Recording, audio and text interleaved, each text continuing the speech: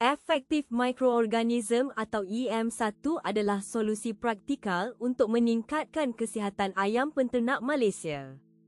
Dengan menggunakan EM1 NatWell, anda boleh kurangkan bau kandang, tingkatkan pertumbuhan dan kurangkan penggunaan ubat.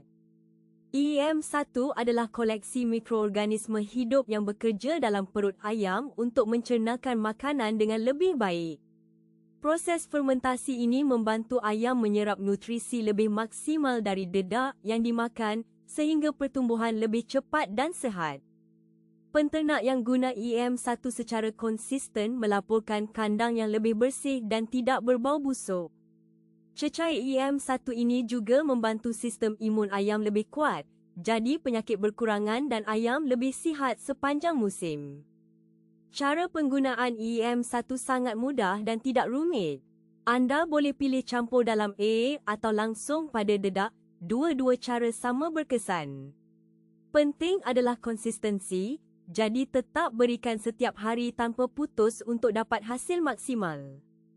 Gabungkan EM1 NatWell dengan salah satu dedak Mr. Boss untuk hasil yang benar-benar luar biasa. Dedak berkualiti tinggi ditambah EM1 bermakna tubuh ayam dapat nutrisi sempurna dan pencernaan yang efisien untuk pertumbuhan maksimal. Data dari ratusan penternak Malaysia menunjukkan pengurangan bau kandang sehingga 70% dan pertumbuhan ayam yang 20% lebih cepat. Dengan EM1, kesihatan ayam meningkat 3 kali lipat kerana sistem pencernaan dan imun yang lebih kuat. EM1 NatWell Enterprise adalah pilihan terbaik untuk penternak yang ingin kesihatan ayam lebih baik tanpa bergantung pada ubat-ubatan kimia. Dengan harga yang terjangkau, satu botol EM1 dapat digunakan untuk ratusan ekor ayam dalam beberapa minggu, memberikan nilai yang sangat baik untuk investasi kesihatan ternak anda. Jangan tunggu lagi untuk tingkatkan kesihatan ayam anda dengan EM1 NatWell.